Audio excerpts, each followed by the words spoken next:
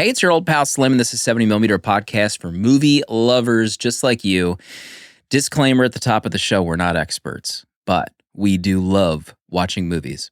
With me each and every episode is my close friend and artist, Danny Haas. Quote, Magnolia, the one-time Oscar got it right. End quote. Oh, my word. Oh, opinion spoilers. And our close friend and movie insider, Protolexis. I used to be smart. Now I'm stupid. Also with us this episode, the brains behind the VHS Village 100, Kenzo. Give me a call at 1-800-TAME-HER. Every movie that we cover is connected to a theme for that particular month, and this time it's that VHS Village top 100 films of all time. We can only choose movies from that list of films as chosen by our online community. And you can use the chapters in your podcast app to skip to that discussion. This week, it's Kenzo's pick from 1999, Magnolia.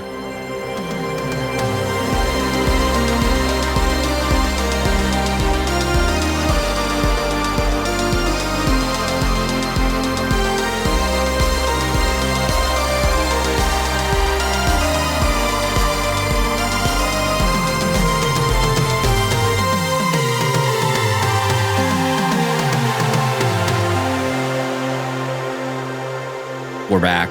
First episode of 2025. First recording since the third week of November for a full episode. God. A lot has happened since we last did a full episode. There was an election. Moving on. We released an episode last week that talks about what we watched in our time off. So if folks skipped that one, I don't know why you would, but you can go back to listen to that. But this is the first episode since our online community voted for the top 100 films of all time. Proto, do you feel a sense of pride knowing that we've overtaken both Oscar and the Sight and Sound poll as the standard bearer for film? The pride in my heart in this moment is through the roof. Thank you to Oscar for stepping aside, Golden Globe, Tony, and the rest. We are the standard bearer now. We only have, I guess our council or our electoral body is less than 150, but some of the greatest minds working right now in film. So some of the greatest minds in online film discourse have voted for the VHS Village top 100 movies of all time. Danny, Interstellar took the number one spot. Not surprised. You weren't surprised. Did you have a feeling Interstellar would come from nowhere for this version of the poll? No, I didn't. I thought maybe top 10. I didn't think it was going to. I don't know, actually. You know, the minds of the village are fickle. Yeah, very fickle. So, it's just kind of shocking, but I guess recency bias helps. 10-year anniversary of one of the greatest sci-fi films of all time. Wow. Can't beat it. Can't beat it. Parasite dropping precipitously to 5th place. It was like, there was a period of time where it wasn't even the top 10. Mm-hmm. And we had to slap around the whites in our Discord for a little bit to get them to wake up. I'm not saying that they saved the day, because there were a few other movies that dropped out of the top 100. What are you saying? But you can read into what I'm saying. I think people can put two and two together. But Kenzo, you are, important member of our community, the VHS Village. You're the co-host of Austin Danger podcast with Kev, one of my favorite podcasts. But you're the brains behind this poll. You went back to the lab, got everything together, got the votes, tallied the votes. What jumped out to you for this version? This is the second time you've ever done this poll and putting our community to the test. Yeah, I mean, the Interstellar, it was an immediate and constant number one. Like, it just sort of immediately had double digits when everybody else barely had one or two votes. Right. And it was so immediately number one. I was like, oh, okay. Yeah, this is just it, I guess, the whole time. And where was it last time we did the poll? It was 0. It did not. It had 2 votes total. That's incredible. Yeah, it had 2 votes total. The minimum to even crack in the 100 last year was 4 or 5. And so it was nowhere near the top 100 last year. And now it had like 15 or 16 more votes than last year's number one slot. It's over 40 people put that on their top 10 films of all time. And I just, every single time I was clicking into a new ballot and getting another Interstellar, I was like, oh, this is just taking it away completely. Which was surprising. And then, yeah, there were a couple, like, as you mentioned, ones that fell out that I was sort of surprised. I mean, The Godfather Part 2 didn't get a single vote. I was like, That's wild. what happened to the second one's better people? Where'd they all go? Where were they? I don't know. They disappeared. I forget. I know some other kind of surprising fallouts. I mean, Schindler's List is gone. Wow. Goodfellas is gone. Moonlight, Get Out, Truman Show. A lot of just surprising ones that I was like, for a long time, they weren't getting even a single vote. And I was like, this is really surprising to me. Damn. And we kind of positioned it too as like, and part of you were one of the first ones to make a letterbox list, but like you can you're submitting 10 movies. They can be your favorite movies. They could be what you think are the best movies ever made. So it was up to the voter to kind of decide what movies they wanted to submit, Pro. Yeah.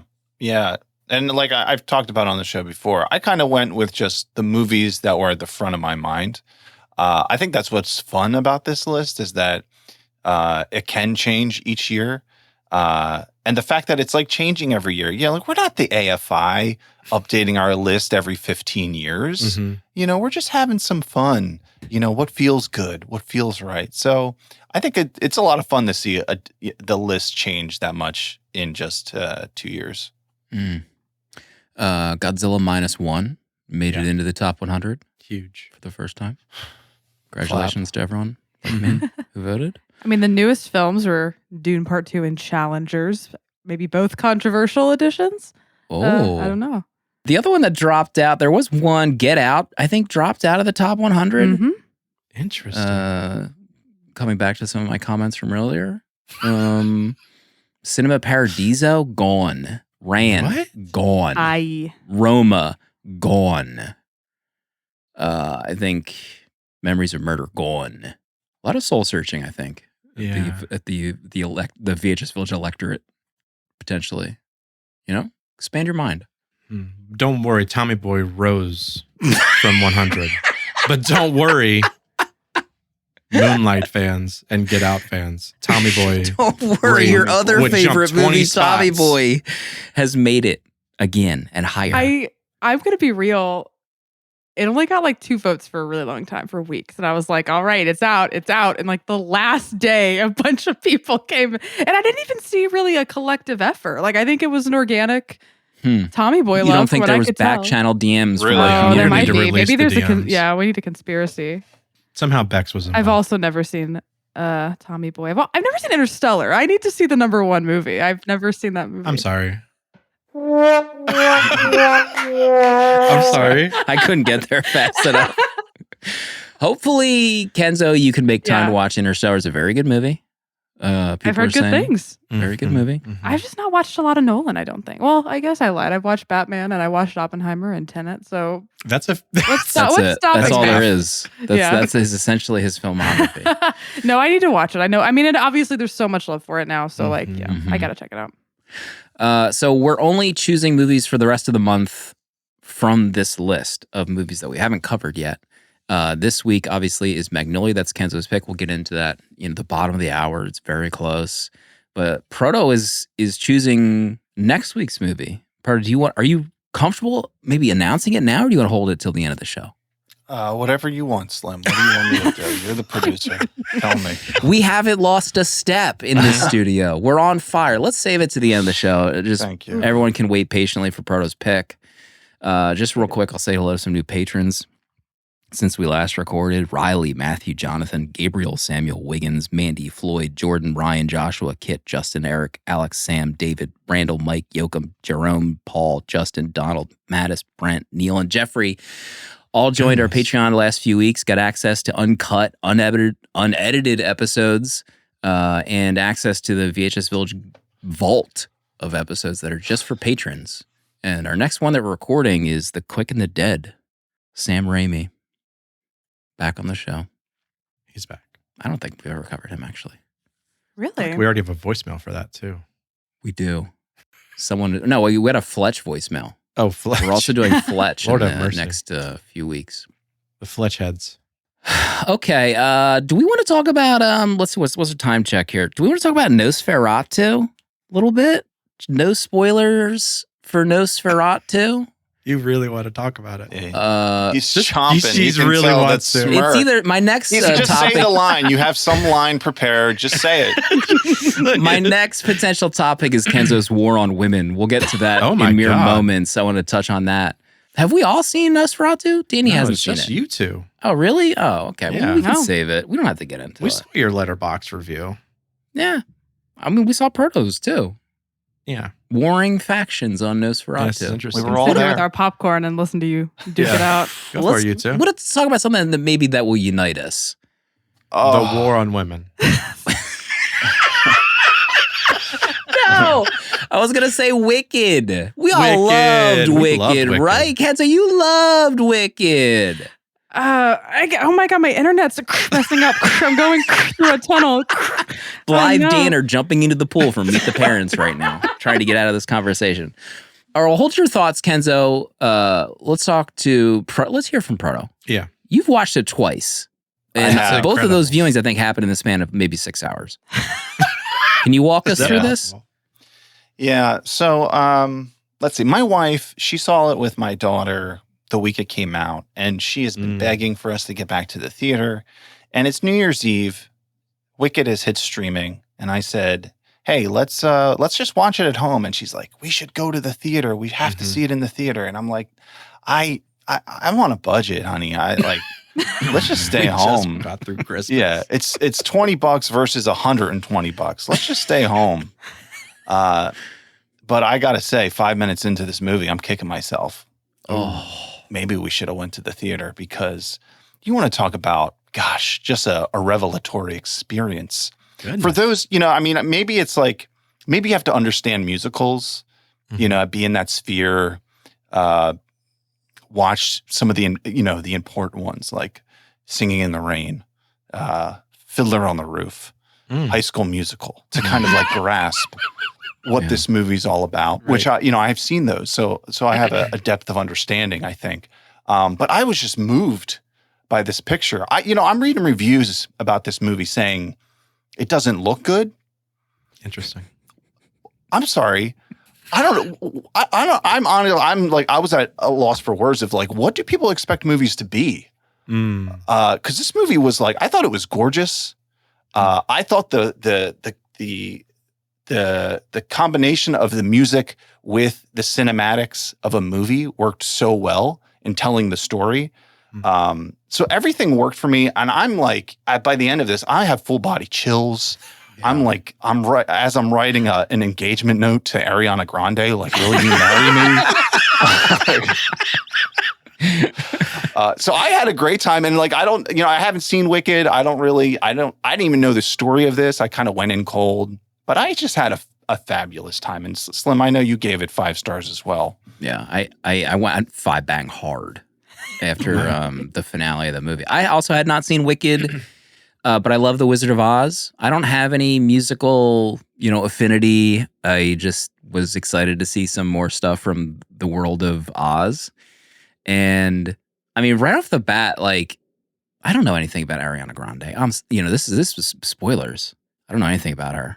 I don't know what she's from. I've seen her pop up on Reddit occasionally on Foi Moi, whatever that subreddit is. I thought her voice like blew me away.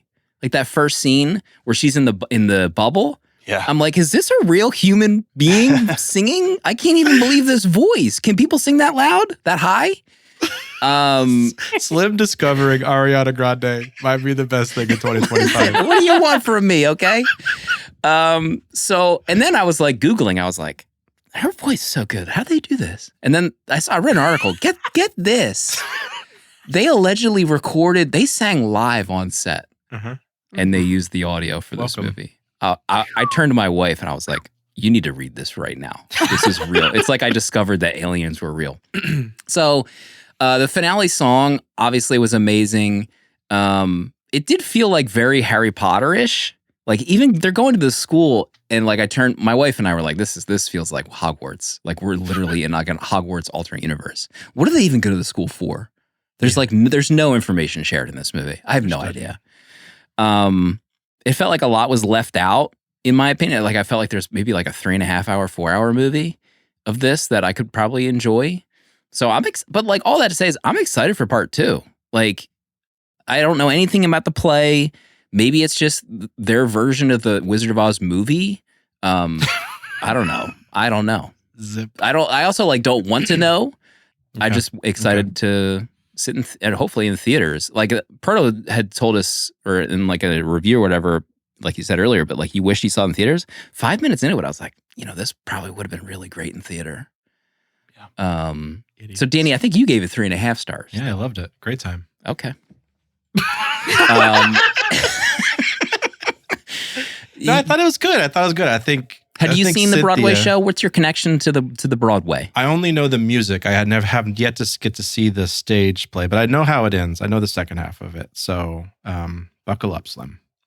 That's all I got to say. Buckle up, baby. There's a lot going on. So yeah, I found myself. I think I just didn't enjoy the length of it. Really, I think it was really long, and I just found myself like wanting to get to Defying Gravity. Basically, at that point, I was like, let's just get to the song and get it over with, because I was just getting tired of it. But yeah, it's great. I mean, Cynthia Erivo is a god, so I love her, and I think she's phenomenal. That John C. Reilly gif where he's like doing the face, he's like losing his mind. That was me during the Defy Gravity. Like, well, see, I had issues with how it was cut up. I didn't enjoy how they stopped the song, like to do like extra bits. I heard in that between critique online. I saw that, and it just kind of, I don't know, it kills the vibe of the song a little bit. But she still performs it really well, and it's a banger. I still it was funny because like I'd get the chills when she'd sing, and then I'd get no chills when it would stop, and then I'd get chills again when she started singing again. It was like, can we just get to the song, please? No more running upstairs, please. Enough with the stairs. There's an Austin Danger Pod episode from Kenzo and Kev for Wicked, but I have not listened to that yet. Because as soon as I started the episode, I feel like I was jumping into the deep end of spoiler talk for Wicked, so I was like, I gotta hold on, I gotta save this one for a rainy day. So Kenzo, I mean, I feel like I know Kenzo's opinion on Wicked. We don't need to go deep on it, but I don't think you loved it. Wicked. No, I didn't love it. I fluctuated a lot on it. I've landed in an overall negative place. I used to love the musical a lot when I was a bookish brunette weirdo, and then it was like, oh, there's a musical about this, I mean, and it's The Wizard of Oz, which was something I was obsessed with as a kid. So like I was really into the musical in high school. I got to see it live, and I think it's hard to like ever feel like the magic of being 15 years old and watching a woman lifted up into the sky to signify gravity in front of you. Like no movie's ever going to capture that magic for me. And I like the cast a lot, but yeah, I didn't love the execution, and I agree. The length felt unnecessary for half of a story. So those were my big critiques. But I also kind of I'm happy for the people who love it, because like if this leads to another golden age of movie musicals and people discovering how great Wicked is and really enjoying it themselves and going to the movie theaters and loving it, like that's a net positive to me. What cast did you get to see? I don't remember. Oh my gosh, it would have been a tour in like. Oh, okay. It wasn't in New York. No. Oh, I've only seen 2 Broadway shows. It was Hairspray, where I saw George Wendt as Edna. Okay. And because my stepmom went, George Wendt spit on us. That was her big thing after. And then I saw Nathan Lane in The Addams Family on Broadway. Okay. Those are the only 2 Broadway shows Nathan I've ever Lane. seen. It's killer. Slim, I know you talked, I think you said in a DM at one point of like, could this be, can we expand on the Oz universe? And I did some research. There's like over 20 books about the land of Oz. Yes. From the original Baum? Or is it just like an expanded universe? No, I think he has like 20 books, but then there's other authors. Chris Claremont. With like 10 or 15 other books. So we've got material for decades. Oh my God. Let's pray. Okay. We need to dig in further on this. Let's see if we can talk to our producer friends. Maybe we can make something happen. What's the Michael Jackson Oz movie? The Wiz. The Wiz. Sorry, The Wiz rocks. That's such a good musical. Such a great movie. I love The Wiz. Was The Wiz was the first show I was ever in. Me, a hello. white girl in The Wiz. Okay. I played a tree, but it was the first. It was Must have been a birch. genuinely, I was a talking tree. I had 3 lines, and that was the first show I was ever in. The Wiz is great. 10/10 recommend. Yeah, I might. It's funny. I'll be going from Wicked to The Wiz to expand my Oz love immediately. Also, like Amanda turned to me after watching. She's not into musicals, but she liked the movie, so that's There you go. speaks to the film, at least in her view. But she's like, "How long until we get a theme park?" Like, I know we talk about theme parks a lot on this Jesus. show. Everybody drink. We talked about theme park, but like an Oz theme park at Universal. Come on. Come on. Disney ripped out their Oz, so it's fair game. Come on. A yellow brick road? Hello. All right. We're rapidly running over for this episode. This is a big episode. I have a lot of notes for our uncut we'll get into. Oh my God. Let's get into Magnolia. Okay. This is Kenzo's pick, episode 246, 1999. Where were you? We'll get into it. Don't answer me yet. Pardo, what's this film all about? Jim Curring is a police officer looking for love. Will he perhaps find it in Claudia, a cocaine addict who is as near the bottom? Huh? Who wrote this? Let's try that again. Will he perhaps find it in Claudia, a cocaine addict who is near the bottom? She is estranged from her father, Jimmy, who hosts a famous TV show, What Do Kids Know?, that once featured kid genius Donnie Smith, who now just works at a furniture store for Alfred Molina. Currently, the show features Stanley, another kid genius who is his own Google with a bladder. The show has a former producer, Earl Partridge, who is on his deathbed and is looking for closure from his long-lost son, Frank Mackey. Separate lives entwine in ways you wouldn't believe. You wouldn't believe it. You would just as soon believe frogs falling from the sky in Magnolia. One of Pardo's best. Still got it. I've been staying limber, folks. He did not stretch before recording tonight. That is apparent. Oh, God. 1999. Kenzo, where were you in 1999 when this movie came out? Oh, I was 4 years old. All right, cut the stream. Jesus. Yeah, I was 4. I don't know what I was doing. I think I was going to some weird fancy preschool, learning how to count to 10 in French, and probably watching Pocahontas and my. Wizard of Oz and Hercules were my 3 favorites when I was Okay. probably that age. That's still so, pretty good, though. Yeah. We're not seeing this in theaters. When was the first time that you saw Magnolia? I watched it for the first time where I would have logged it on Letterboxd. So looks like October 2021. I randomly put this on, I think by myself one night. And I wrote, I can't believe PTA and I both clearly have daddy issues, and he makes this masterpiece while I'm doing nothing but eating a bowl of Reese's Puffs at 9 p.m. So that was my first feelings about Magnolia. And I didn't give it a rating. I was overwhelmed by it. It was so much. I don't think I knew what I was getting into, but I knew that I liked it. And it's one that I've found really fruitful to return to. So this was my 3rd watch for the show. And as soon as I saw it kind of creeping onto the list, I know a lot of people love this movie. I was surprised that you hadn't covered it before. And that was kind of why I decided to pull the trigger. Great pick. But now I'm nervous. I mean, some reviews dropped from other hosts on the show that could cause concern for this discussion. We'll get into it. We'll get into it. Part of 1999. Did you see this when it had come out? Magnolia? No, I didn't. I think I was still in a Matrix fugue state probably when this was coming out. But I did. This was one of my early buys. I remember going to local town in Marlton to the Tunes used CDs and DVD shop. That's where I would peruse looking for music or DVDs. And I remember this was a movie that I had heard about. I don't think I knew who Paul Thomas Anderson was, but I knew of this movie. And, I was a teenager trying to expand my mind, get into the nitty gritty of cinema. So I picked up Magnolia, and I remember not liking it at all, being like, this is weird. Like, it doesn't make any sense. It's so long. What is happening? And just kind of like, and then this DVD was in my collection for a while. And every time I'd see it, I was like, ugh, Magnolia. What am I going to do with this?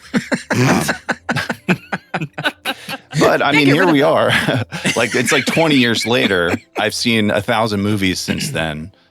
So it's kind of cool to return to this and watch it again after all this time. I had the DVD I just looked up the DVD release date, July 25th, 2000. So I would have been a junior in high school, when the DVD had come out. And I have like vivid memories of this DVD being kind of cool. And then also the 7 DVD, I think, was pretty elaborately cool, like the box and all that stuff. So I think I had seen this, might have been a rental from West Coast Video. And I remember it kind of like rocking my world. And someone in chat mentioned Suncoast Video. Danny mentioned Suncoast Video in chat. Remember Suncoast at the mall? That was like the Best Buy physical media section way back then. And like all the movies were $40. Like a VHS, a DVD. Jesus. That was when I first saw 40? and they had like those plastic enclosures that you had to, have unlocked at the front counter, like the wall CD store. And that was the first time I saw other RoboCop movies that I had never heard of before. And it was like, wait, did they make sequels that I didn't know about? But they were just like repackaged DVD, TV movies that they like resold as like RoboCop Prime Directive movie. And I could never afford buying them until I think I eventually just watched them on YouTube as an adult, as you would, I guess. Danny, you have a storied history with Paul Thomas Anderson. Yeah. There Will Be Blood is not one of your favorites. No, but it's not. Magnolia, I would assume you had not seen this when it had come out. No, 99 I was being introduced to Star Wars. So no, this would never have hit my radar. And then even if I can be honest, every time I thought of Magnolia, I got it confused with Vanilla Sky because of Tom and this era and the hair. I think I just kind of, until I saw Vanilla Sky eventually as an adult, I was like, oh, they're two different movies. But yeah, I never thought about watching Magnolia. And then after I started watching PTA movies, I'm like, I hope no one picks it for the podcast. And then here we are. So, yeah. Whoops. I'm just kidding. I was actually I should have excited gone you Mulholland picked it. Drive. I should have gone Mulholland Drive. I was happy you picked it because I did want to see it because I do love Phantom Thread. I 5-banged Phantom Thread. Well, that's a good time for us to do the Mount Rushmore of 3 movies of PTA from Danny. I've seen top a bunch. 3 PTA movies. Go. Well, Phantom Thread would be my number one. And can I put that in all 3? You can. This is all bets are off for this segment. I can't remember what else I've seen though. Licorice Pizza is fine. What other PTA movies are there? Punch Drunk Love. Punch Drunk. Yeah, there you go. We'll do Phantom, Punch Drunk, and Licorice. Okay, there you have it. There's 3. Proto? Wow. I think my favorite of his is There Will Be Blood. I love that movie. It's been on my top 4 many times. When I saw Phantom Thread, I remember thinking like objectively this might be the best movie ever made. Oh my God. Good Lord. But it's been a long time since I've seen that. So Where's it have out to in the watch top it again. 100? Phantom Thread. It's got to be there, right? I can tell you it's not in it. Oh. I can tell you that right now. Okay. Oh, know the it top. is. I'm sorry. The top. I looked at the Letterboxd top 250. Okay. I was not looking at the VHS. All right, sorry. Village. That's a different episode. 74. Okay. 74. Okay. Kenzo, Mount Rushmore. I mean, not to spoil, Magnolia is my fave with Okay. with The Master close behind it. After a recent rewatch, I was like, oh, is this objectively the greatest movie ever made? After a recent rewatch. And then Punch Drunk, probably my number 3. I love the romance. I love the 90 minutes. I love the Adam Sandler. 90 minutes. Can you imagine? Oh gosh. I haven't watched There Will Be Blood in a very long time, but I remember thinking the same thing that you two had said. This is the greatest movie ever made when I saw it. But I in the last few years, I watched Boogie Nights for the first time as an adult, and that movie, wow, very good. Mine is probably Boogie Nights, Punch Drunk Love, Okay, and maybe Magnolia. Oh, Spoilers. We'll get into it. But okay, so this segment will have a little bit of a discussion about Magnolia. We'll go around, we'll jot some notes down as we watch this movie, maybe things we want to talk about on this recent viewing. So we'll start with our guest, Mackenzie. What's something that you wanted to bring up on this rewatch of Magnolia? Oh gosh. I mean, I feel like it's the obvious thing to talk about, but this cast, right? This cast is just filled with so many incredible actors that I think if any one of them weren't exactly who they are, I think the movie wouldn't work for me as much. Because like I mean, Philip Seymour Hoffman, obviously, I feel like is the highlight for a lot of people. The late great Philip Seymour Hoffman, who is incredible in The Master. He is the reason why that movie I think is so brilliant, is that it captures this performance and this actor in exactly this time. But him being this sort of quiet heartbeat, this quiet thrum of empathy that runs through the whole film is incredible. I mean, Julianne, Kevin, I famously love, "You call me lady," which is just an all-time line. And Tom, I mean, what a run in the 90s. This is like my favorite of his performances from this era. Tom blows my mind. This cast is just incredible, even down to some of the smaller roles. The little kid who raps about the worm, like these little characters that just pass through the movie too. Alfred Molina there, as you mentioned, for like 30 seconds. You're like, all right, sure, why not? I love this movie. I love the cast of the movie. Yeah, the cast is insane. Like every time I watch it, I kind of zero in on someone different. I remember in earlier viewings of this movie, I remember really disliking Julianne Moore for some reason, but like on recent watches, I kind of understand the layers to her character even more. I remember just like getting so irritated at that pharmacist tech who decided to mouth off to her when she's getting those drugs. Who the F are you pharmacy tech, talking to her like that? Yeah, but like William H. Macy. Adorable. Oh my God. Are you kidding me? It's like his brother from Fargo. I know, they could, they could be related. It's like in the Fargo extended universe, his character in here, Donnie. The cast is amazing. What you said about Julianne Moore, Slim, that's how I felt. I remember the first movies I saw of her, like not liking her as an actress at all. And then I saw her in Still Alice, and that performance blew me away.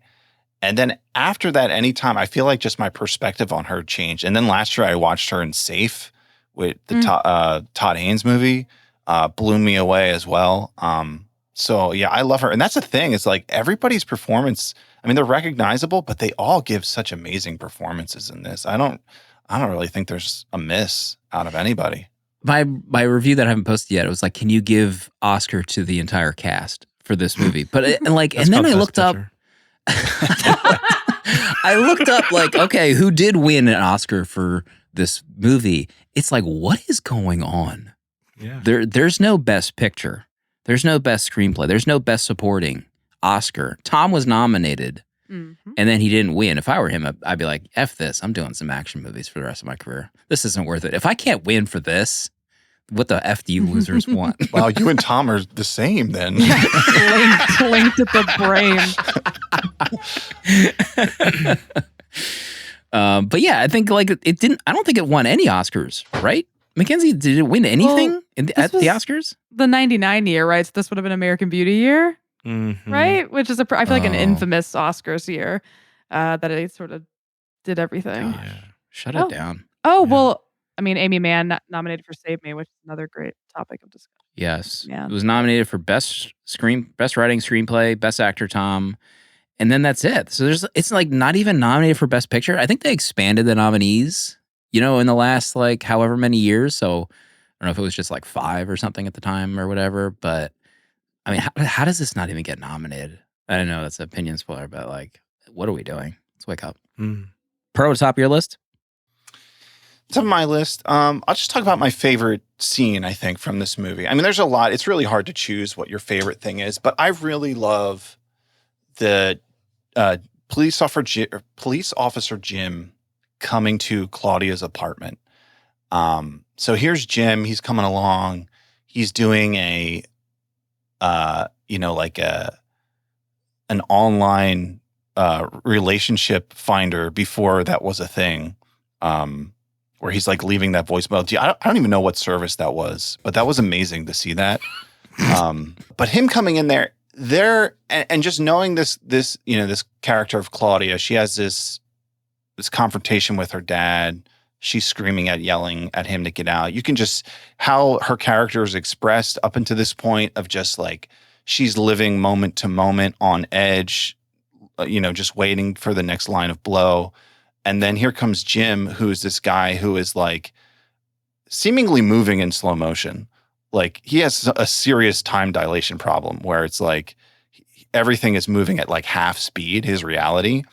So seeing those two just like collide in her apartment and the silent realization, I think that at least the way I feel watching that scene is that like Claudia is like, this is what I need in my life. Like I need this man to like stay in my sphere as like a way to ground me, because even the way he's like walking around the apartment, like she can't, like she can barely like stand there and talk to him, but he's just like moving so slow.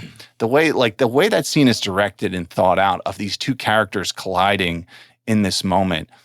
I love that so much, especially as it's like two people who are looking for someone to save them and like they can save each other.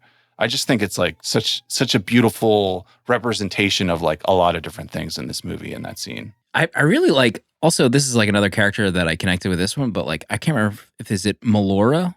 Is that how you pronounce her first name? Melora Walters, who played Claudia. Mm-hmm.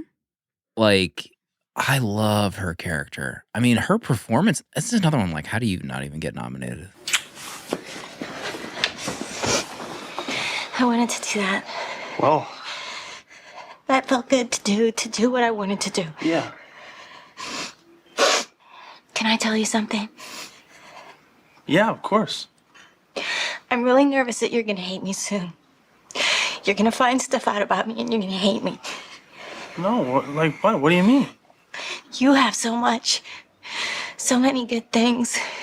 And you She's seem so together. strung out. Like the scenes with him in the apartment and the scene with them on the date where they're talking and she like wants to kiss him and she's like she's so on edge. And then at the end of the movie where she's on the bed, and I listened to this movie with my AirPods Pro on this is not an ad. Listen, I mean, if you can grab AirPods Pro on discount for like $170, at the end of the movie, the music's playing and he comes into the bedroom and you can hear him like talking to her like over the music about how he wants to make it work. And then she, like, I don't even remember if I remembered that dialogue being there when I'm watching the movie, but like you can kind of piece it together if you're wearing the headphones, and then it cuts to her like smiling in the movie. But like all that to say is I love her so much in this movie. Like she is like the crux of the entire film. Like, yes, Tom is great, and like, yes, 9 other actors are amazing, but like it begins and ends with her, and I just think she's a fantastic actor. Danny, top of your list? Where do I begin? I mean, it's like I want to talk about Tom, but I don't want to talk about Tom the whole time. I think what my problem with this film was, and I say problem, it's not, I didn't hate this film. I didn't like, I got annoyed at the story of everything kind of being connected somehow. It kind of like made me eye roll so much. that every time it went to like somehow it was tied together, I'm like, this is stupid.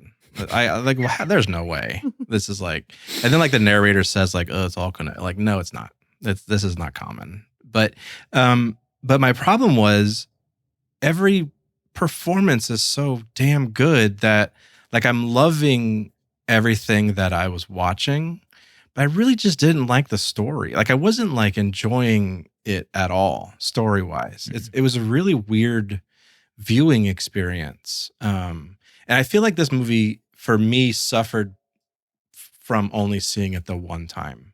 So I didn't bring like any PTA baggage into this because I do love Phantom Thread, like I said. Like I don't hate all of his movies. But I just was not really loving the story at all. Like nothing about it was like I'm connecting with at least one of the characters or not even like this sounds bad. I wasn't like even feeling empathetic at all. Like it was just very weird, kind of just not loving it. But like you guys said, like John C. Reilly is just like off the charts so good. Philip is great. Tom is incredible. I didn't love Julianne Moore very much, but I liked her end. Like I liked her towards the end of her performance the most. But yeah, I guess when Mackenzie brought up cast, it's like, yes, cast is a banger. Like everyone is just a game in this film, even down to the kids. Stanley, I think his name was. Oh my God. Loved that kid. Yeah. But for me, it's like, man, I hated the story, but I was just loving the performances across the board. I was curious to know like what your view of this movie was going to be, having seen it for the first time in 2025. Right. Because when I first saw it, 20 some years ago, it's like, I think I said something similar about Punch Drunk Love, but I was like, I didn't know movies could like be this, where they could be weird and like huge and get really weird with like music, and music could be playing for like 40 minutes straight during like that one scene where it's just playing constantly. And then they start singing, where to the end of the movie, I was like, what did I just experience? Whereas now, like, I almost feel like it's possible to experience something like this in lesser ways before having seen Magnolia, where I wonder if it like impacts people's view of this movie if they wait that long to see it. I don't know, Kenzo, if you ever thought about that before.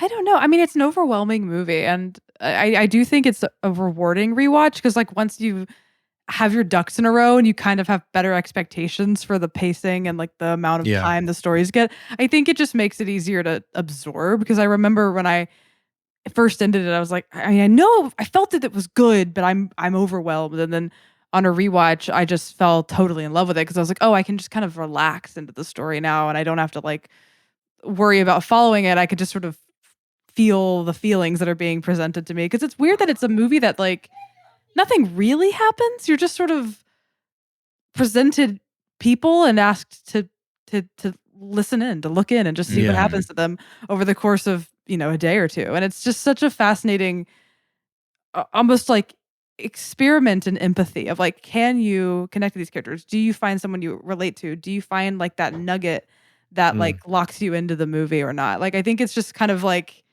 it's a wide open net he throws in a way that I find really audacious and sort of endearing. And I was telling Rachel, it's kind of fascinating. I think some things make sense when you think about the fact that he was 29 when this came out. Like he was entering his late 20s and he was entering into this new period of adulthood. And I just think it's interesting that the scrappiness and the almost naivete of the film feels like it's because he was like a young guy. And it's interesting to see like something like this and then something like Phantom Thread when you see how much he like as a filmmaker matures.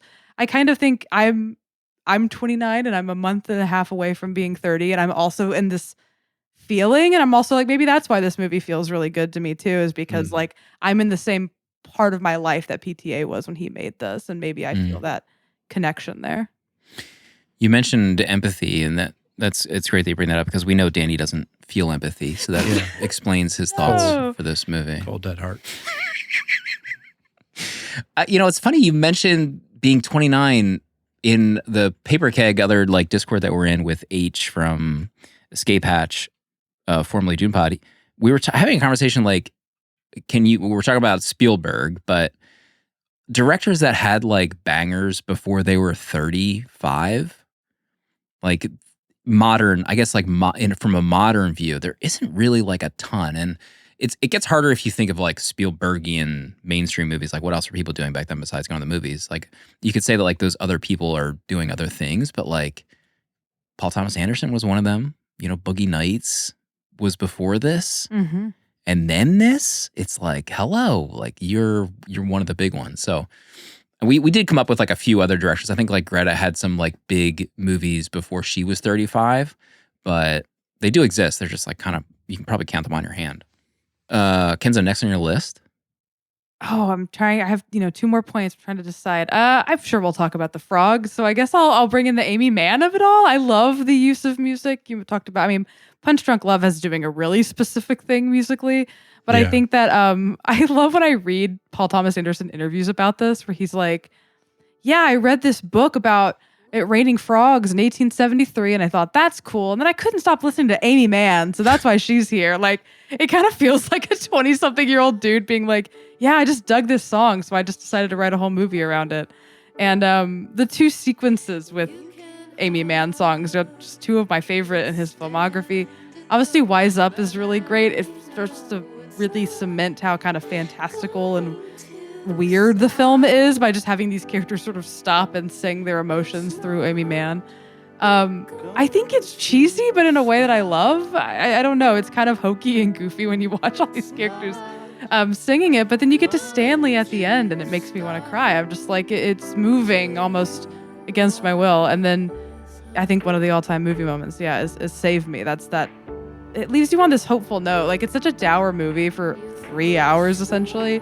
And Claudia is also, this was the watch that it hit me, just to echo everything you said about that performance, Slim. She really is maybe my favorite character. I think she's tragic and sweet, and she leaves you on this note of hope that we can be saved and we can save each other, like Pruitt said. And her smile to the camera with Amy Mann playing is just like, this movie magic to me. Mm-hmm. Yeah, all the characters singing. I don't think I've been moved in the same way since when Gal Gadot sang Imagine on Twitter to get us through COVID. Was that COVID that she got us through? God. Yes, you may say I'm a dreamer. Oh, God. Yeah, that scene, I guess that people like it. I found it incredibly, like, I don't know what the right word is. I want to say, like, cringe. Yes. But, it kind of took me out of it, too. Just that whole thing. It's like, I was like, all right, I know what you're going for here, but I think you went a little too far. Powered by Riverside FM. Thank you. Danny, any thoughts on Amy Mann's music and that montage? The montage was fine, but I like her music, so it was okay. It was good. That's about all I got for her. How brutal was it too when Stanley like went into his dad's room and told him he had to be nicer to him? Brutal. I want Stanley to have a gun, okay? His dad. I want to go to that TV and his dad's ass. If you have feedback, you can email awesomedangerpod@gmail.com for feedback on that statement. Mackenzie, are you not against gun control? I was shocked to overhear Kenzo's comments on gun control on the 7mm podcast. Let's see. Whose turn is it? Maybe mine? I don't know. We talked about the music. This is just kind of like a brief one, but like Tom, like on this watch in 2025, like Tom is essentially like Andrew Tate. Yes. In this movie. Yes. You're so right. I had the same thought. What? So right. What? Except he drove a Saturn and not a Bugatti. Maybe that was a rental. Maybe that was a rental. What was the Saturn? I wanted to punch the screen. Why is Tom driving a Saturn? Find out in the making of. Maybe they get into it. Yeah, that was actually my second point too. It's just like this movie was prescient with incel influencers, Yes. dating services that Jim uses, and then DoorDash, where Philip Seymour Hoffman makes that call. Oh my God. To get the delivery. I was like, wow, it's all right here. 25 years ago. He had it all.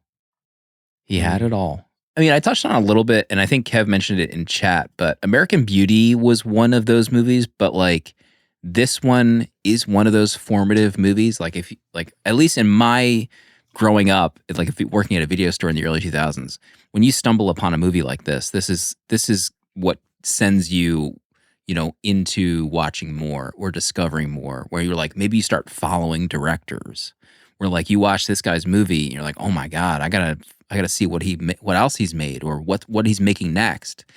And those are like important, Mount Rushmore movies where you see something that you didn't know could exist in this medium, and you start following them. And I started following P.T. Anderson after this. And I mentioned American Beauty. I feel like American Beauty was one of those movies, but I have not rewatched that movie, and not because of the Kevin Spacey of it all. It's just that I don't remember, like, I don't know, that one just didn't age the same as like a Magnolia. Do we want to go back to Danny? Danny, do you have any other points? Let's talk about the frogs and how insane that was. Like, I read, I had to Google about Paul, because throughout the film, I'm reading the Exodus 8:2 everywhere in this film. And then there's 8:2 everywhere in this film. It's like in the wires when the guy jumps off the first building. It's 82 degrees. It's 8:20 p.m. or something. Like he's got 82 hidden everywhere in this film. And then it's Exodus 82. He's got the guy holding it. And then the frogs fall out of the sky. And my eyes rolled to the back of my throat when the frogs fell out of the sky after seeing Exodus 82 throughout this entire film. Holy shit. And then the frogs weighed 10 pounds each, which was fascinating. Oh my God, they're as well. huge. But I think at that point I'm like, well, whatever, Paul, whatever you want. This film's yours. I don't know. It was just very odd. And I don't think I liked it all. I mean, I don't think I liked it all, that this was like the big, literal intersection for all these characters too. The wife leaving the game show host guy, which I actually liked that scene of theirs a lot. I don't know. The frogs just really, if I was ever going to get through this film, I felt like the ending was going to be great. And then the frogs happened and I'm like, F this, Paul. What are you doing? You don't so like devil's advocate. Please play it. I like completely forgot about the frogs. I remember being weirded out by the frogs the first time I saw it. But on this viewing, now that I've seen it more times, I view the ending of like, what's his face? The cop and Donnie, having that moment. And then like it almost sort of like, actually that's not the ending either, but like I connect more with that scene because he has that speech during that moment where instead of arresting him, he gives him that second chance to return the money. And they just kind of sit together and they have that dialogue where he says the line again, like, I have so much love to give. I just don't know where to put it. And I think he says, like, sometimes people need a little help. Sometimes people need to be forgiven. And sometimes they need to go to jail. That's the tough part. What can we forgive? So I love that. Like, that's a great line. I but love there's that frogs scene. falling everywhere. There are also It's frogs so in that stupid. scene. There's 10-pound frogs on the ground. They But are if you can 10 get pounds of past feet. that, there's an interesting scene there. Kenzo, I don't know if you have a rebuttal. I want to bring up a frog part 2 that kind of bugged me. When I can't think of his name, sorry, the game show host guy is about to pull the trigger. Jimmy. And the frog hits the gun. Not that I wanted him to kill himself. Like, that's not what I'm saying. Mm-hmm. I didn't enjoy that the frog affected his timeline like that. And it bugged me. Like I would have rather like him made the decision. I don't know. It was like a weird act of God. I guess, I don't know, literally or figuratively, that he stopped. It just bugged me. I don't know. So much about the frog moment bugged me that I was getting, it was frustrating. Mm. And then I think it affects something. I don't know. I didn't like the frogs affecting the timelines. Noted. This is the watch where it kind of hit me that I thought the frogs each sort of led people where they needed to go almost. Mhm. Like it stops him from killing himself. It honestly weirdly gets Julianne to the hospital because it kind of gets it into the emergency room, even though it's a little dangerous. Like John C. Reilly and Donnie, they find each other, and I think they both kind of need each other in that moment. Donnie needs to have forgiveness given to him, and Jimmy, why can't I remember the cop's name? John C. Reilly, like he needs to do his job well, and he almost does. I feel like they all kind of find something they need in the frogs. I think in terms of the frogs themselves, I love a big swing. I love something that's like audacious and weird and crazy, and I'm like, go for it. But if you'll indulge me, I did read this because I was like, I've never really looked up why frogs, and I found some interview with Paul Thomas Anderson where he said it wasn't supposed to be a biblical reference. He read in a book by a man named Charles Fort from 1919 about strange phenomena that happened in the late 1800s, and apparently it did actually rain frogs once. I don't know. Yeah. He read it in this book, and he's like, "Oh, that's weird. I'm going to put it in the movie." And apparently, when he sent the script to his producer, the producer was like, Bible, I get it. And he was like, I don't, what are you talking about? So I guess I was reading that apparently the 8-2 thing became a joke on set where they were like, well, let's just put as many as we can. And it's just kind of funny to me that like it's a thing that people pick apart, even though it seems to just be a dumb, stupid joke with him and the production designer. But I agree that like then it makes it feel on the nose, and you're tying it to that Bible verse that ultimately It's very weird. doesn't matter to the movie, you know? Right? Yeah. But I think It doesn't I kind matter of to the forgive movie, it. and also doesn't matter to him either, which is fascinating. It seems like it's just random, so he just did it, and that I think also we read feels the like a same very article 29-year-old thing to do, I guess, to be like, yeah. because I was Googling about all the Freemason imagery in this film, which was fascinating to me as well. Because there's a shot, my like spider senses were tingling when there's a shot of Stanley reading the books in the library, and it pans over the top of them, and there's one book that was a black book with gold shiny lettering, and it just said History of Freemasonry. I'm like, what is happening right now? And then there's a shot when they're going into the game show, and the larger producer guy either puts his hand up or on his back of the talk show host, and you see his ring it's like almost focused on his ring, and he's wearing a Masonic ring, and then there's like symbols all over the game show for Masonry. I'm like, what is Paul doing in this film? Wow. And so that's what I had. I was driving 12 hours home today. I was like, Casey, I forgot to look this up. Can you Google this for me while I'm driving? And she's telling me, she sent me the link, so I read it when I got home. And it's just like, he just liked the symbolism of Freemasonry, so he just put it throughout the film. He doesn't even know what it means. Weird. Like, I'm like, Paul, what are we Sicko doing? behavior. Very sick. What are we doing? Then he's like, one day I'll look into Freemasonry more. Maybe Paul, you should have done that One beforehand. day. You may have crossed some lines with this, Paul. Maya Rudolph, come get your man. About the frogs. Yeah, please come back to I remember the first time I watched it, and I hated that because it didn't feel like it made, like there was no sense of it. There was no explanation for it. I guess watching it this time, I felt like it was more connected. So there's like the scene at the beginning where he's explaining these coincidences, right? And there's the guy who's the scuba diver who's in the tree. And when you see that, you're like, how is this possible? But then it's like, oh, it's very easily explained by this ship picks him up by accident, drops him off. And it's like, oh, that makes perfect sense once you understand. And I feel like the same thing is probably true of the frogs. It's like, why is it raining frogs? But there's like a perfectly reasonable explanation for it. He just doesn't give it to us because it kind of creates like more mystery without knowing. But also I feel like those beginning examples that he gives in the movie are so compelling and interesting, of like the kid getting shot through the window by his mom. Like that's so insane.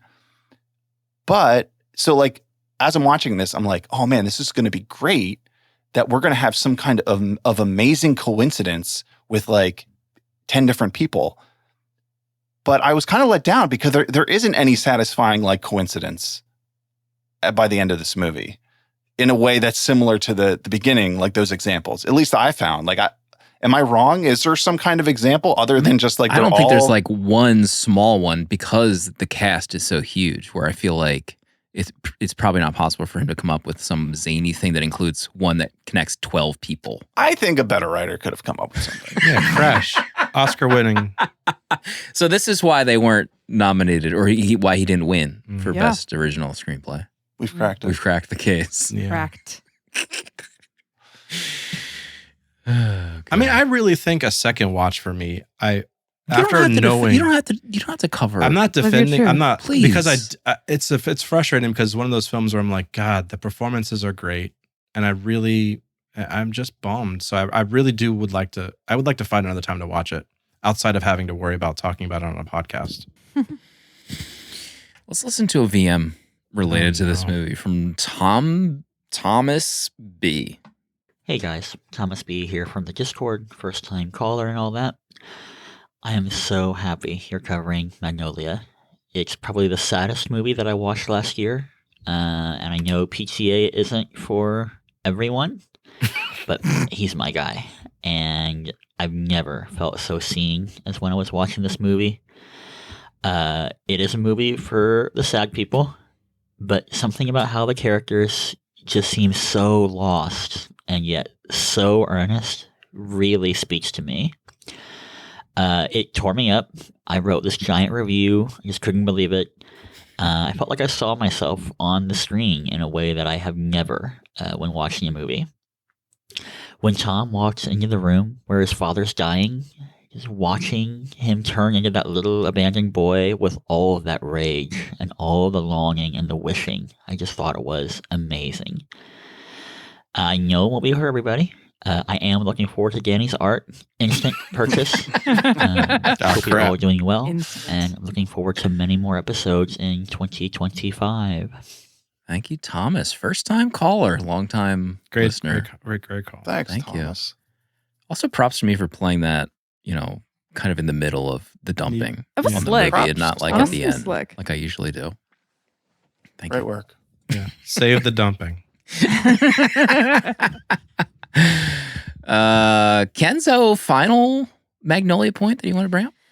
I mean, the last big point I had was the frogs. I just love the frogs. Loved reading about Paul Thomas Anderson talking about frogs. He talked about like all this research he did into, I guess in Roman days, they would be able to test public health if the frogs looked healthy. And he was like, so when our frogs are diseased, we're diseased. And I was like, okay, very much, we're 29 and we're feeling feelings. But I loved it. I don't know. I love it. I love how weird it is. I mean, I love the quotes in this movie, I guess. Maybe the script. I just love the writing of it. I do. And I love, it's a dangerous thing to confuse children with angels, that entire sequence. I have so much love to give. I don't know where to put it, but it did happen.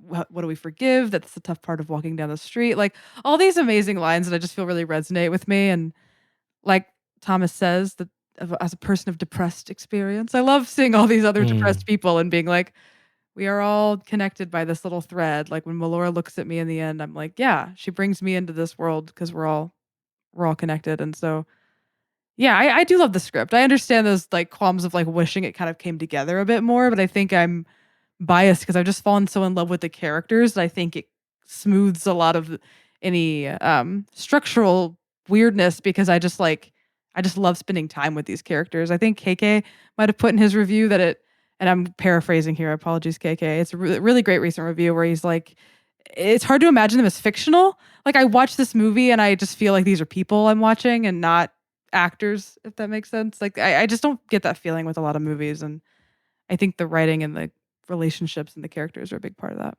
Mm-hmm. What's your rating? Is it still? Let's hear it. 5 stars every day, all day. I'm holding down the fort for the Beautiful. listeners who are about to have their hearts broken. 5 stars. I love it. It was on my top 10 of all time. I contributed to the votes, I'll say, in the top Okay. 100 for this film. right. It was in my top 10 of all time. You did it. I did it. Any honorable mentions that you didn't get to for this particular discussion? Or did you hit all your points? Oh, I mean, there's like, me, I write my random popcorn. Mhm. Tom in that underwear, Yeah. God. upsetting to the eyes. there was a lot of lumps Upsetting. there. There was just like I don't know. multiple bulges, and I was like, There's I a don't lot know. happening in this Multiple tidy It was going in whities. the different directions. I was like, what pieces are down there? Like, what's You got a happening? 10-pound frog in there. The dimensions. Frog. It was like trapezoidal, kind of. It was really, really confusing. It's true. That's probably The only thing you wanted to bring up was his Yeah. trapezoidal Yeah. jump. Yeah. I really think that's the only thing in my notes I didn't mention. Goodbye Stranger, great use of Goodbye Stranger. Mm. Bartender with braces. Oh Yeah, my what was- god! that was Yeah, the interesting. He's reveal. not cute. I'll say he's not cute. I'll say it. That's why I needed braces. It's Got to get through this. a lot going on. Yeah, I mean, I think those dogs. I love the. I will drop kick those dogs. Oh, that was Oh, like the yeah, yeah. funniest. Yeah, that made me laugh. That's where I connected right there. Yeah, I connected with that. Humor in some of these deliveries. Yeah, I think that's all. Okay. There's a lot of those scenes. Like that scene was like a lot of those scenes are just like one take, like one cut. You know, like those conversations that they have.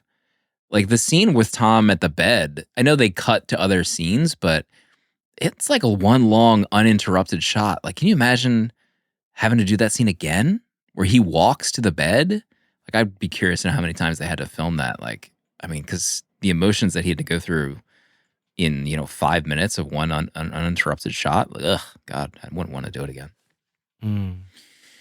Proto? Final point. It's been. I haven't watched all of PTA's movies in a long time, or like I haven't watched them recently. But watched Licorice Pizza a couple of years ago when it came out, and I felt like this movie reminded me most of all the PTA movies of Licorice Pizza. There was something about like the way this is like the story is told. It's like feels meandering, and kind of like following these characters, not sure of where the story is going totally. And when I think of his other movies, I don't feel like they're like that. Maybe I'm wrong. It's again, it's been a while since I've seen The Master, Boogie Nights, and Phantom Thread, but this one just kind of felt the most like Licorice Pizza to me, which is funny because like this is one of his earlier movies. It's 25 years old now, and Licorice Pizza is one of his newer movies. Should I go into honorable mentions? Let's Is that what we're doing now? Let's hear him. Okay. Well, yeah, Tom, it's crazy watching Tom Cruise, and it's like he can be a good actor when he wants to be. It's crazy. And it makes you think of like what could have been if he didn't get caught up in all these silly action movies. Where could he have gone with his career? Could he have been one of the great ones? Not engaging. Folks, I'm not engaging. You know as well as I do what's happening right now. I'm not going to fall prey into this. I'm just having a conversation. These are my thoughts. My thought about when he was in his underwear, it's like he's the king of you just got to let him tucker himself out. And the way he gets tuckered out and that interviewer just kind of lets him do his thing, lets him sit down, and like him like simmering, cooling off, and then until he's like totally cold is such a great scene. Gosh, Tom is really great in this. When he flips the table, like he's just struggling inside about the call from his dad, like he can't even handle it. What a crazy character. The whole movie could have just been this character. It's funny you say that. I actually just pulled up his filmography, and I know I said like he just went into action movies. He's still like, right before this was Eyes Wide Shut. So and then Interview with a Vampire before that, Jerry Maguire. And then Vanilla Sky was after this. Vanilla Sky is a weird one. Collateral he does. And then that's where things kind of, changed a little bit. So he was still trying. He has an upcoming film with Inuritu. So that's true. Really? Yeah. I don't know when that's happening, but I know it's coming up. We shall see. Oh. He's returning. Will he be back? He's tuckering out. After all these years. John C. Reilly losing that gun. Oh my God. Nightmare. What are we doing? Nightmare. John, please. John. Oh yeah. At one point I was looking, I watched this over 2 nights, and the first night, I think I was like 2 hours into it, and I'm waiting for a moment to pause the movie. And for like a half hour, there literally isn't a moment to pause this movie because like it just goes at such a clip that you can't even find a scene to pause it. Like you just have to stop and you just have to push pause because there's like no other choice. So I felt like this movie, it's like a slice of life, but it's the most intense slice of 9 different lives all at the same time. Um, Hard to find a spot to pause between Julia and saying the F word 1,000,000 times. She's got problems, Danny. Mm. She's got a lot of problems. She's called got a lot of lady. issues going on. Okay. I love the shot of Donnie from inside the safe. Oh, yeah. I was terrified that Alfred Molina was going to like walk into that room and just my God. beat the crap out of him, waiting for that the whole time. The key breaking. Yeah. If this was a Coen Brothers movie, that's what would have happened. It felt like a Coen Brothers movie in that moment. Yeah, I guess that's all I have. While I say I don't really love the story, and I don't love how this movie sets you up at the beginning to be like, hey, this is how things happen in life. And then it's like, here we go. Like, I don't really like when movies tell you in that, like, speak directly to you. And I kind of mentioned that in my review for this, like Adam McKay. This felt like an Adam McKay Oh my God, move. I forgot about your review. Like, we get it. We get what's happening. Your review sent chills down our Discord's collective spine when you posted it. But like most PTA movies, I still love so much about this. Like, I love how he shoots a movie. The performances are amazing. It's compelling. I'm engaged the whole time, even if I don't love the overall, I guess, presentation. So I'm still at 4 stars for Magnolia. Oh, Wow. okay. Wow. There you go. Okay. All right. Before we get to Danny, we have a letter to read. Subject line, is Magnolia the greatest movie of all time? Question. Comes from Jack. Hello, please. 70mm. I hope the new year is treating you all well so far. Super excited to see what movies get covered this year. And honestly, I'm extremely grateful for this show. It means a lot to me. When I heard you guys were covering Magnolia this week, I almost swerved off the road with excitement. I recently watched this movie in November and it altered my life. For 3 hours, I was hypnotized. In caps, PTA is cooking. Every performance is perfect. The script is beautiful, and good Lord, the music. After finishing Magnolia the first time, I was unable to stop thinking about it for weeks. It instantly jumped into my top 4 on LB. Thank you for covering it this week and giving me another excuse to watch this masterpiece of a movie. In caps, 5 stars. Thank you, Jack. Please be safe out there. Do not swerve. And I'm also excited for the movies this year. Is Magnolia the greatest movie of all time? Denny. What number was it on the Village Top 100? I have no idea. No, 60? You answered my question for me. Okay. It's not number 1. What else do I have? William H. Macy breaking his teeth. Oh, God. He ended up needing corrective surgery anyway. He needed a whole new face after that. I did write down Tom's stuff too, but you brought it up. I am at 3 stars for this film. It's good. I loved the performances. I love seeing Philip Seymour Hoffman anytime he's on screen. I am okay with being at 3 stars. Yeah. It's not a bad film. And there's a lot to love about it. I would like to watch it again in 6 months' time. Okay. I'll come back to it in the summer. I'm okay with that rating too, to be frank. Thank you. With everyone in the studio. Yeah. We didn't mention the composer, John Bryan. 2 tracks that I love. I mean, Proto mentioned like not being able to pause the movie. Like there's a section of music that plays at what feels like an eternity. That's like one of those scenes where you can't pause it.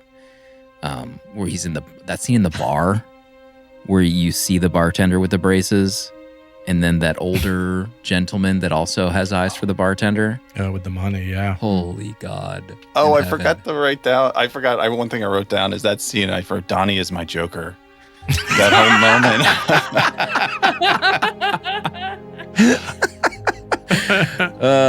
moment. You feel so bad for him. Like another amazing character, in my opinion, just completely screwed by his parents. And he doesn't know how to love. He hasn't never been loved. He doesn't know how it works. But anyway, there's 2 pieces of music. I've got a surprise for you today and Chance of Rain. They're amazing. It's just bonkers. the way the music works for me in this movie. Not even to mention the Amy Mann of it all. The score is awesome. My second note, AirPods Pro, incred. Folks, if you can get an Apple TV 4K and AirPods Pro, they're always on sale for $170 if you can swing it. You connect those two to your TV, this changes the game. I'm telling you. Try this. Use the affiliate link below. Do we have anyone in charge of Amazon affiliate links on this show? Dale? Good deal. Let's see. Why didn't Tom do more things like this? No Oscar, so F it? ? Next line, porking montage. Excuse me? The TV show host. I think there was like a scene where he's having sex with women. Yeah. Horrifying montage. Oh, the cop, Jim, talks about, he's like, I'm getting up there in age. I'm 32. Oh my God. Bro, please. You don't even know, my friend. I love the reveal where he's not talking to anyone in the cop car. You know, because you just hear him talking as if he's like on Cops or like a documentary and there's nobody in there with him. Tom talking about setting jealousy traps. Oh my God. That might be like my favorite bit out of his entire business. Like, keep needing women friends to set jealousy traps. I love it. Tom's interview. How did he lose Oscar? ? Can't believe it. My name I love is... when he freezes up in that interview. He just goes cold on her and just shuts down. I mean, he's just so effed up too. I'm going to take care of his dying mother at age 14. His hair? His hair is incredible in this movie. He had a good run with it too. MI2, Vanilla Sky. When did he cut it? He had it for Last Samurai as well. And when? Extremely goated movie. Last Samurai. Berto, have you ever seen Last Samurai? Yeah, I have. Yeah. Oh, okay. Maybe it's time. Interesting. Revisit. I was just looking up who beat Tom, and I can't even believe this. Wait, is this the Cider House Rule? Yes, Michael Caine. Yes, Michael He Caine. haunts Nigel me still. Powers himself, baby. Cider House Rules? That movie Yes. sucks. Yeah, Didn't Cider that movie House get Rules nominated sucks. too? I think he was nominated for Best Picture. Yeah. This is like when the VHS Village voted out Get Out.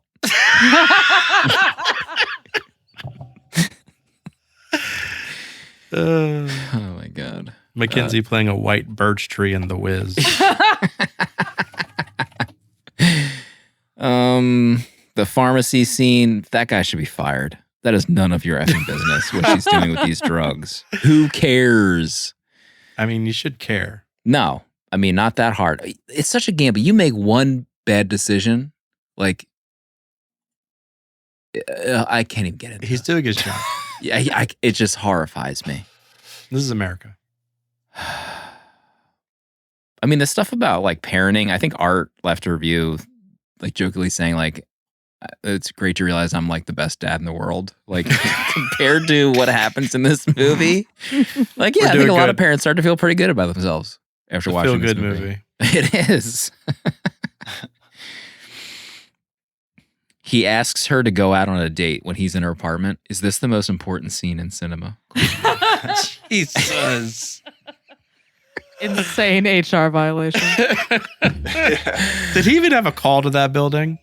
What was the call It was that the he was I reporting? think it was the noise, right? Yeah. Wasn't They it were noise violation? reporting the her noise dad, ordinance. her yelling at her dad, I think. He was like, who are you fighting with? A boyfriend? Or husband? Is this your boyfriend? Yeah.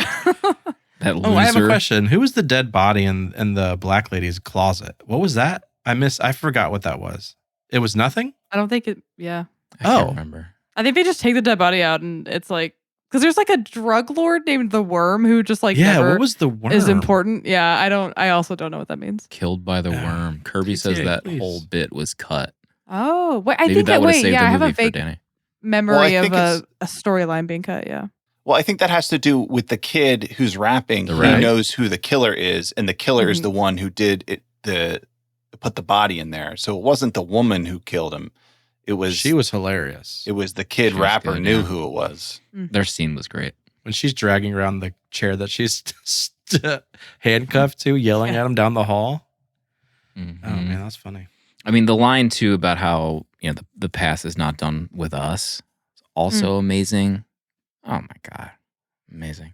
The scene where Julianne apologizes to our boy, and they both start crying. Remember, because she slapped him when she found out that like he called Tom to come to the house. I mean, he's like crying in so many of those scenes towards the end. Oh my god, amazing! Where was Oscar? You said it, not me. I was quoting someone. Jimmy's wife, when they're having that conversation where he's like at the house talking about how he's cheated on her, and then she's like, "I'm not through asking my questions." She asks about her daughter. Woof. Too real. I really do have love to give. I just don't know where to put it. I mean, this is obviously 5-star movie. Obvi. Kenzo and I completely united on this front. Yeah. Boom. Fantastic film. Village Darlings. Arm in arm. That photo I posted from Meet the Parents of Ben Stiller holding hands. Dale is here with us. in Oh my spirit. God, that's right. We're all a united front. Yeah, I love this movie. It's a completely formative, so I do have some nostalgia fog for it as well. I'd be curious what I would think in 2025, having never seen it. I think I would probably still like it. So that's Magnolia, episode 246. But next week is Proto's pick from the VHS Village 100. It's going to be. Well, with this pick of Magnolia, this was I think a classic from the 90s Oh. that I hadn't seen in a while. Wasn't sure how I would feel about it. Wanted to revisit it. So watching that, I like that. So I want to keep the theme similar. Okay. There's another movie on this list that's from the 90s. Haven't seen in a long time. It's considered a classic, but I want to return and see if it's, how we feel about it now. And that's 1994, The Shawshank Redemption. What? Tim Robbins and Morgan Freeman. What? I've never seen it. Same. Oh. Not that I'm coming back, but I've also never Come seen on. it. I just show up my every week. God. This is a TBS Superstation classic. Mhm. I mean, this is on anytime your parents are watching the movie. It's Shawshank. Shawshank Redemption. Cable banger. Wow. Holy KK. smokes. Frank Darabont from The Green Mile, The Majestic, The Mist, The Walking Dead. Ever heard of it? Let me pull up IMDb because their synopses are always better. A banker convicted of, oh my God, what is that word? Oh no. Uxoricide? Forms Oh. a friendship over a quarter century with a hardened convict while maintaining his innocence and trying to remain hopeful through simple compassion. This is like one of the big ones. Tim Robbins, Morgan Freeman. That's We're it? going back to prison. Just Is those this two? the one good Stephen King adaptation? Oh. It's a great question. Wait, is this a Stephen We'll King answer it story? next week. Isn't this based on a Stephen King short story or something? Isn't that The Maybe. Green Mile? Original writer, Stephen King. Holy what? I've done it again. Wait, did he do the Green Mile too? Now that we are talking about it? I know he did The Green Mile. Oh. Stephen King? Yes, Yeah. he did.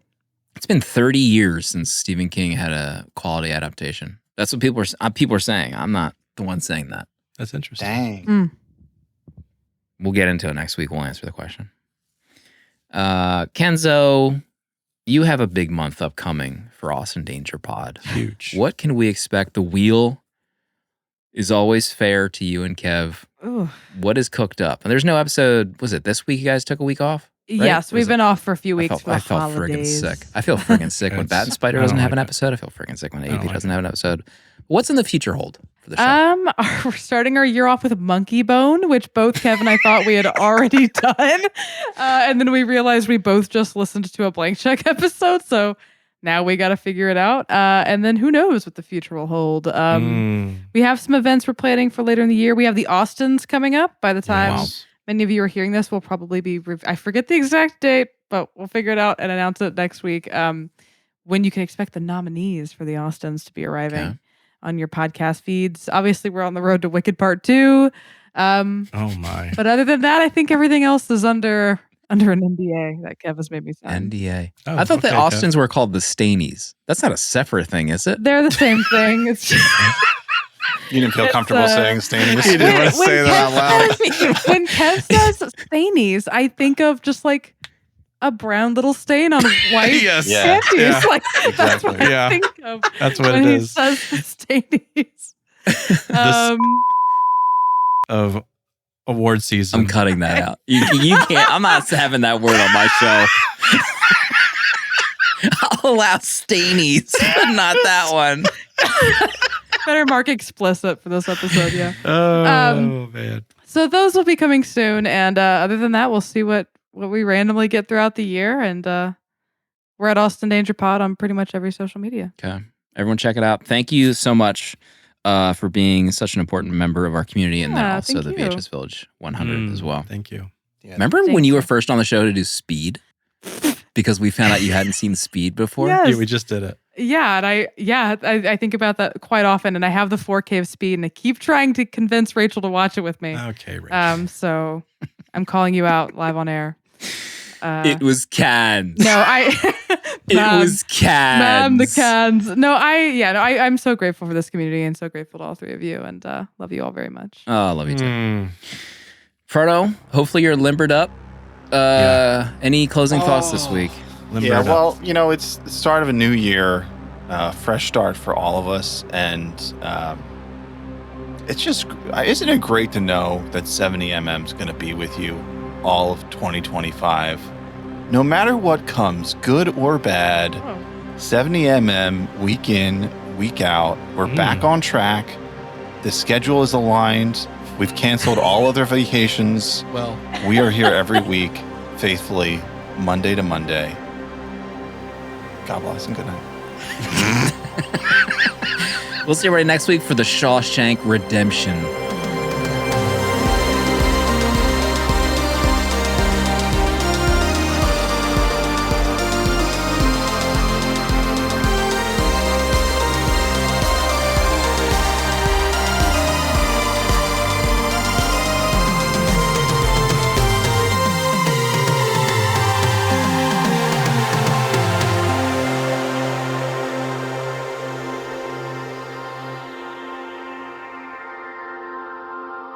$70mm is a tape deck production featuring original artwork provided by Danny Haas. Spiritual guidance and V'ger, the robot who loves movies, provided by Pertalexis. Producer at large Dale _A. And music composed by Cinematric. Prints and other merch are available on 70mmpod.com. This episode was mixed, edited, and produced by me, Slim. Support our Patreon for access to our VHS Village Discord to talk movies with new friends, access to our exclusive episodes in the 70mm vault, discounts on merch, uncut episodes, and a physical membership card mailed to you. To check out other Tape Deck podcasts, find the link in the episode notes. And if you'd like to support our friends at Letterboxd and upgrade to Pro or Patron status, you can do so with a 20% off discount using the links on 70mmpod.com. Goodbye. This is a Tape Deck podcast.